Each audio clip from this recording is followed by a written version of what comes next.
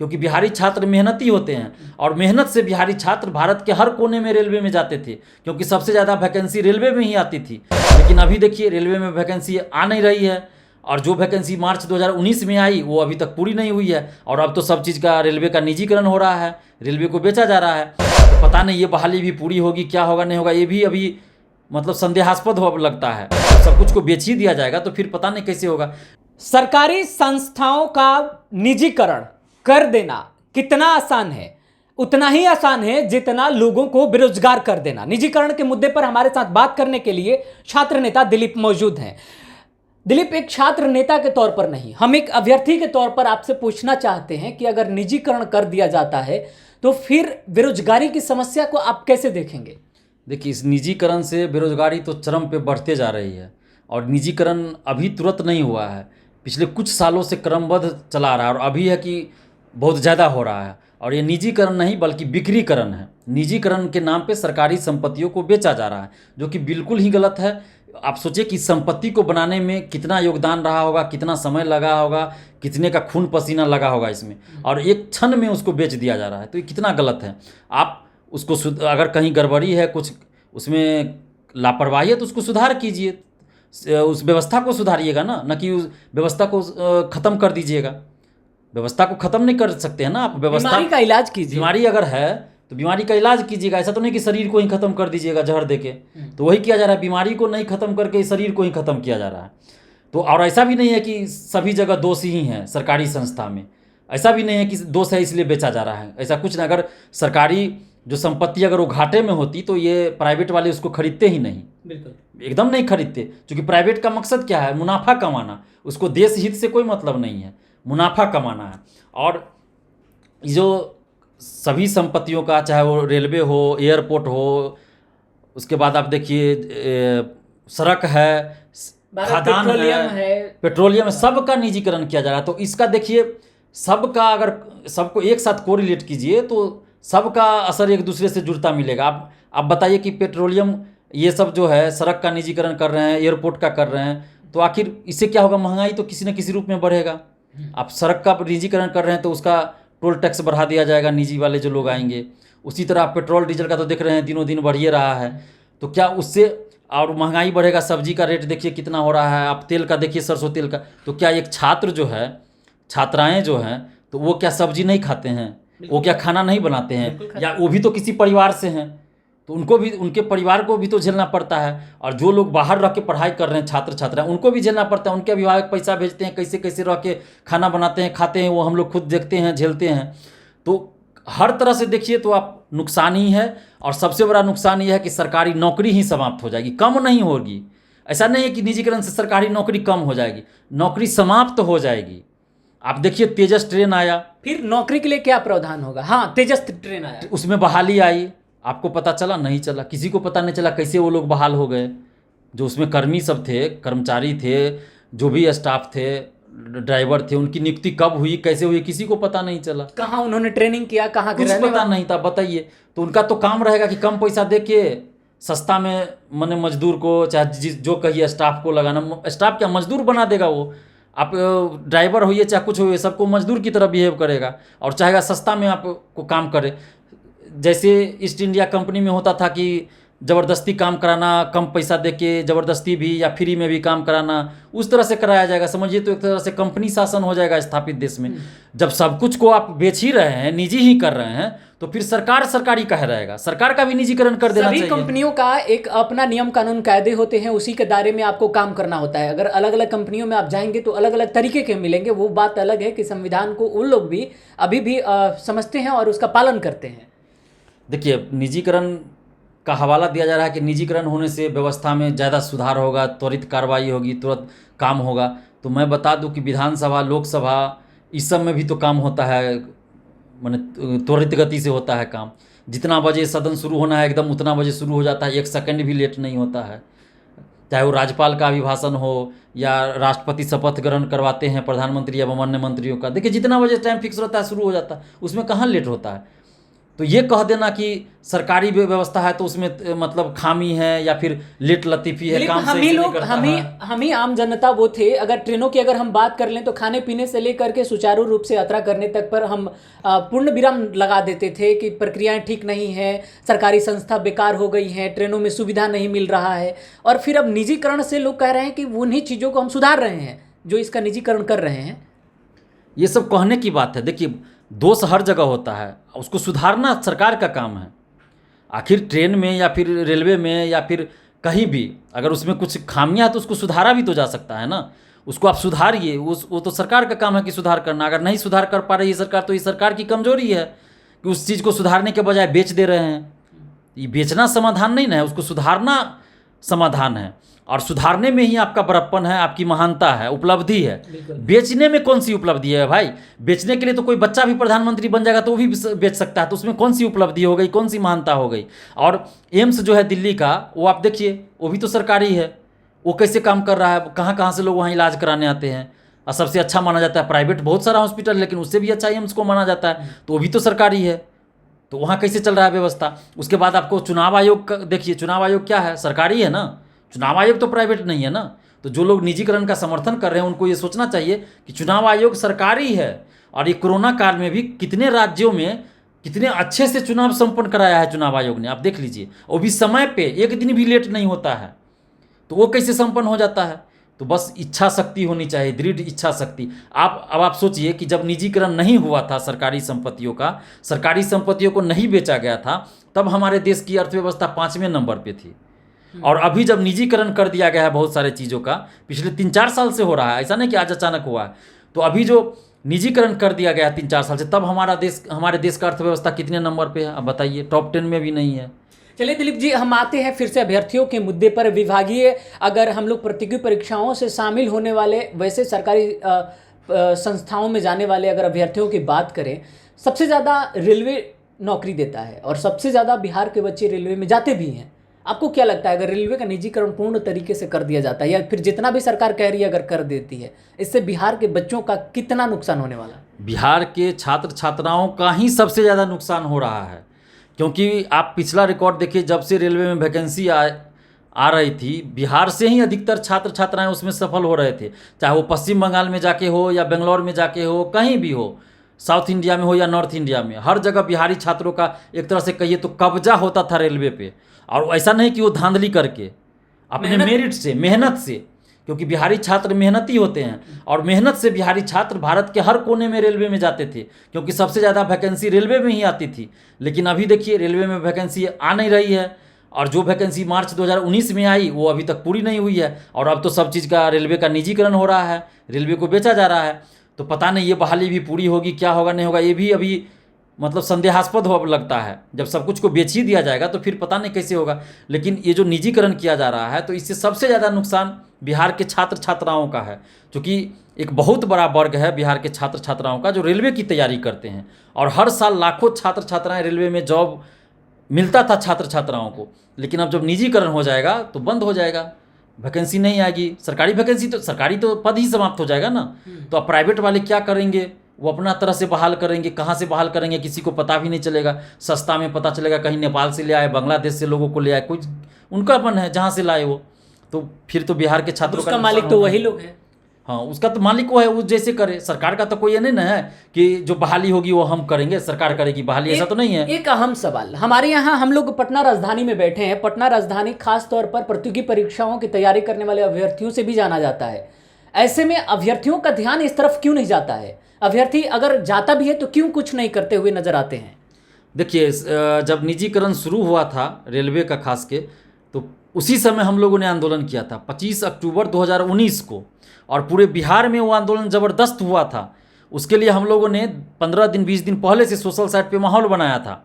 और उसके बाद 25 अक्टूबर 2019 को आंदोलन हुआ था, जिसमें सासाराम, औरंगाबाद, सीतामढ़ी, मधुबनी, माने बिहार के हर जिले में हुआ था। लेकिन सासाराम, औरंगाबाद, आरा, इस समय व्यापक ज़बरदस्त आंदोलन हुआ था। और पटना में भी हम खुद थे, पटना में हम खुद आंदोलन किए थे, जिसमें हजारों छात्र छात्राएं शामिल थे। उसके बाद रेल मंत्री ने और रेल मंत्रालय ने नोटिस जारी किया कि रेलवे का निजीकरण नहीं हो रहा है और न ही आगे होगा, ये सिर्फ अफवाह फैलाया जा रहा है। और आप देखिए आज कि रेलवे को बेचा जा रहा है। निजीकरण तो छोड़ दीजिए, बेचा जा रहा है। रेलवे क्या, रेलवे की ज़मीन तक को बेचा जा रहा है। तो हम लोग तो उसी समय विरोध किए थे, लेकिन इस तरह का माहौल बना दिया गया और इसमें कुछ लोग और भी शामिल हो जाते हैं, तथाकथित राजनीतिकरण कर दिया जाता है, असामाजिक तत्व, और इसको राजनीतिकरण कर दिया जाता है, पार्टी पॉलिटिक्स में बांट दिया जाता है। तो उसी में उसके बाद कोई आंदोलन नहीं हो पाया, छात्र बट गए, छात्र एकजुट नहीं रह पाए। सबको लगा कि भाई दिलीप कुमार नेता बनने के लिए ऐसा कह रहा है, अफवाह फैला रहा है। सरकार ने पटना के हर एक कोचिंग संस्थान के आगे में नोटिस चिपकाया था। सुबह सुबह, पता नहीं रात में आके कब चिपका दिया, सुबह सुबह सब लोग देख रहे हैं कि हर जगह रेलवे मंत्रालय का नोटिस चिपका हुआ है, जहाँ जहाँ कोचिंग संस्थान है, मुसल्लापुर बाजार समिति, भिकना पहाड़ी, सब जगह, कि रेलवे का निजीकरण नहीं किया जाएगा, जो ये सिर्फ अफवाह फैलाया जा रहा है। तो ये जो नोटिस चिपकाया गया था, क्या रेलवे के साइट पे भी अवेलेबल था? अब ये तो मैं नहीं बता सकता, क्योंकि उस समय मैंने रेलवे के साइट पे चेक नहीं किया, लेकिन रेल मंत्रालय के नाम से ही ये नोटिस सब जगह चिपका हुआ था।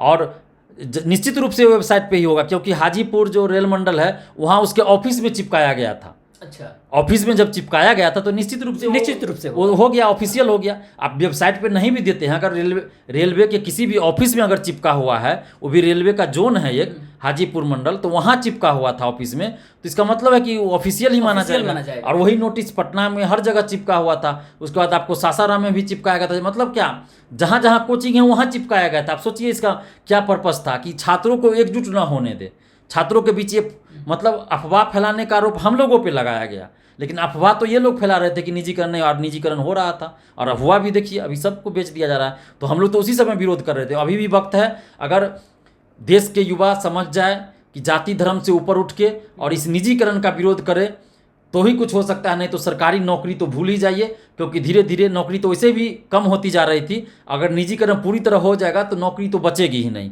तो फिर आप अपना देखिए खुद क्या करना है, किस तरह का स्वरोजगार आप कीजिएगा, आखिर पकौड़ा तलिएगा कि क्या कीजिएगा। सब लोग पकौड़ा ही तलेंगे, तेल महंगा हो गया भाई, तेल भी महंगा हो गया, और सब लोग पकौड़ा ही तलेंगे तो फिर खाने वाला कौन रहेगा? बिल्कुल।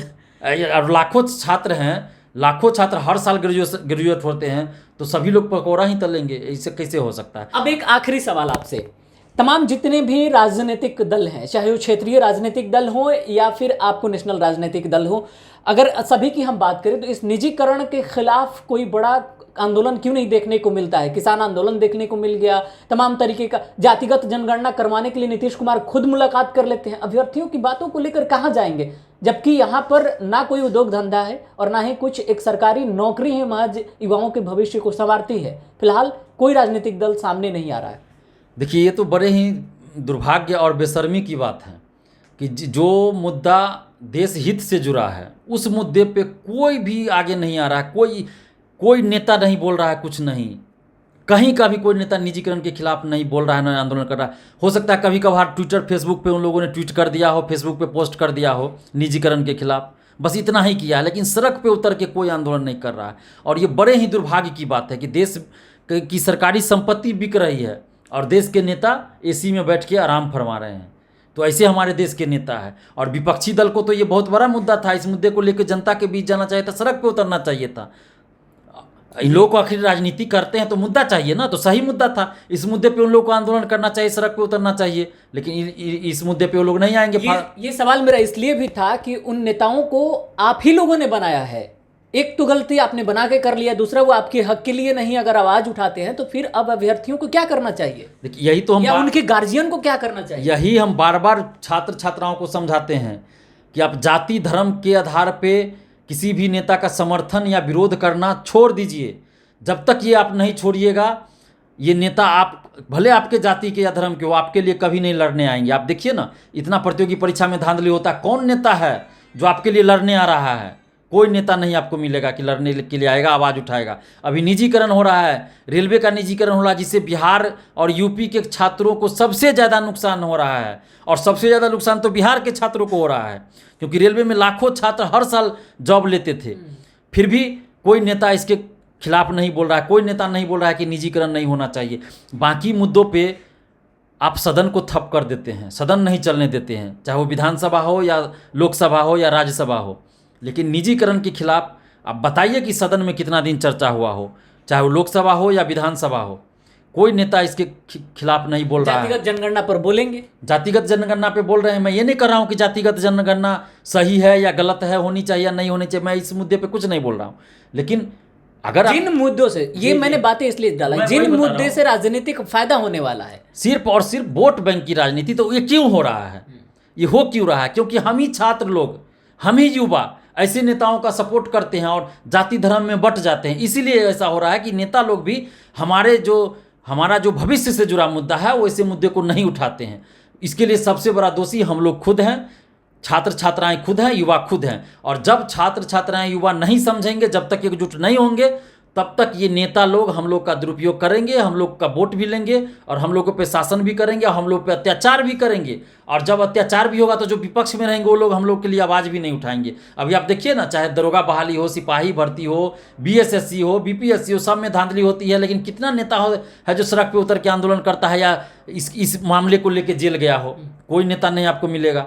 लेकिन वोट तो देते हैं हम ही लोग, बिहार के छात्र छात्राएं युवा तो वोट देते हैं सभी नेताओं का, वही लोग जीत के जाते हैं। तो प्लीज़ अभी भी वक्त है, कम से कम जाति धर्म से ऊपर उठिए और इन नेताओं के चक्कर में मत रहिए, चाहे कोई भी नेता हो। मैंने आज तक किसी भी नेता का समर्थन नहीं किया है और ना ही विरोध करता हूं मैं, लेकिन जो सरकार में है उसका तो मैं विरोध उससे सवाल पूछना तो बनता है। जो सरकार में है उससे तो सवाल मैं करूंगा ही, क्योंकि लोकतांत्रिक देश है और लोकतांत्रिक देश में सरकार से सवाल करना लाजमी है। और विपक्ष भी अगर सही से काम नहीं कर रहा तो हम उससे भी सवाल करते हैं, उस पर भी आरोप लगाते हैं। तो हम यही कहेंगे कि प्लीज़ अभी भी एकजुट होइए, नहीं तो ये जो निजीकरण के आड़ में सभी चीज़ को बेचा जा रहा है, ये विनिवेश का नाम देके बेचा जा रहा है। विनिवेश का मतलब ये नहीं होता कि सरकारी नियंत्रण से बाहर कर दे, पूरी तरह से प्राइवेट को दे दे, उद्योगपति को बेच दे। ये विनिवेश नहीं होता। विनिवेश मनमोहन सिंह के समय में भी होता था, विनिवेश पहले भी होता था। विनिवेश का मतलब है कि कुछ परसेंटेज आप प्राइवेट सेक्टर को दीजिए, उसमें हिस्सेदारी दीजिए आपका, और उसके बाद सारा नियंत्रण आपके हाथ में, यानी सरकार के हाथ में रहे नियंत्रण। विनिवेश वो तो होता है कि नियंत्रण सरकार के हाथ में हो, लेकिन यहाँ तो नियंत्रण दिया जा रहा है प्राइवेट सेक्टर को, उद्योगपति को। तो इस चीज़ को समझना जरूरी है कि नियंत्रण सरकार अपने हाथ में न रख के उद्योगपतियों के हाथ में दे रही है। सरकारी संपत्तियों का नियंत्रण प्राइवेट सेक्टर को दे रही है। तो उसके बाद तो मनमाना करेंगे, जैसे मन होगा उनका चलाएंगे, तो नौकरी तो खत्म।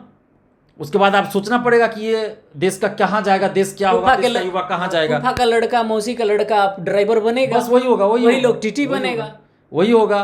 और युवा जो है, पढ़े लिखे युवा बेरोजगार घूमेंगे। चूंकि बिहार में देखिए उद्योग नहीं है, फैक्ट्री नहीं है, कोई काम धंधा नहीं है, तो सिर्फ और सिर्फ सरकारी नौकरी पे ही डिपेंड है बिल्कुल बिहार के छात्र छात्रा। और सरकारी नौकरी ही समाप्त हो रही है, तो फिर जाएंगे कहाँ ये लोग?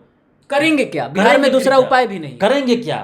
खेती बाड़ी भी नहीं कर सकते हैं सभी लोग, कितना करेंगे? अगर उसी खेत में अगर पहले से 2 लोग काम कर रहे हैं, फिर उसका बेटा पोता आया, तो फिर वो लोग भी उसी खेती में करेंगे, तो छुपी हुई बेरोजगारी हो जाएगी, अदृश्य बेरोजगारी जिसको कहते हैं। तो उससे भी कोई फायदा नहीं है। और हम लोग भी जानते हैं खेती बाड़ी में कोई फायदा नहीं होता है।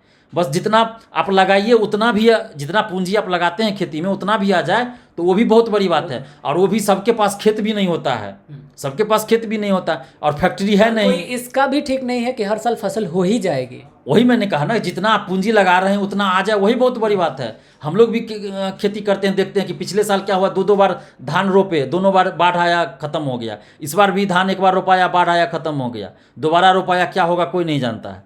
तो इसलिए उद्योग नहीं है, फैक्ट्री नहीं है, कुछ है नहीं यहाँ, तो सिर्फ और सिर्फ है तो सरकारी नौकरी जो युवाओं को रोजगार दे सकती है। तो इसलिए इस निजीकरण का विरोध कीजिए और साथ में जो धांधली होती है उसका भी विरोध कीजिए और पारदर्शिता के लिए भी लड़िए।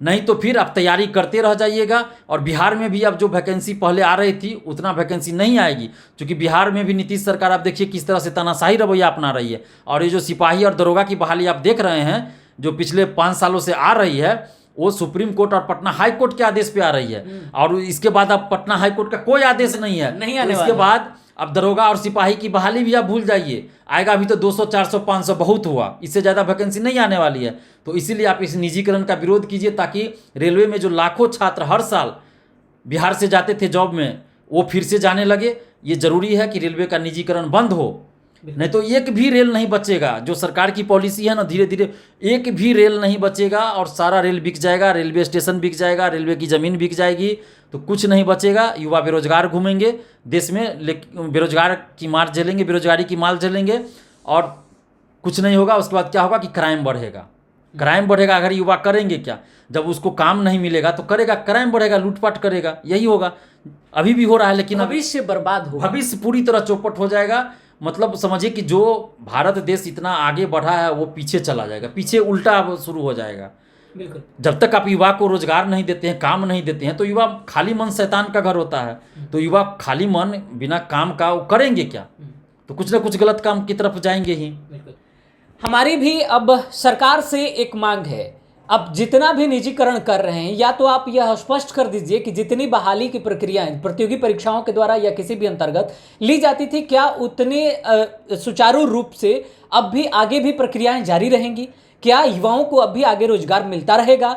ऐसे सरकारी जब संस्थाओं से अपना हाथ सरकार खींच लेगी तो फिर सरकार तो इस बात के लिए कोई भी लिखित तौर पर दे ही नहीं सकती है। अब ऐसे में सवाल यह बनता है कि आखिरकार निजीकरण के बारे में आप क्या सोचते हैं, आपका क्या राय है? आप भी अपने हमारे कमेंट बॉक्स में आकर के अपनी राय रख सकते हैं। अगर आप भी निजीकरण के मुद्दे पर हमसे बात करना चाहते हैं तो हमसे मिलकर आप मुलाकात कर बात भी कर सकते हैं। और निजीकरण पर व्यक्तिगत अभ्यर्थियों की राय क्या है वो आपका मुहिम अब बताएगा।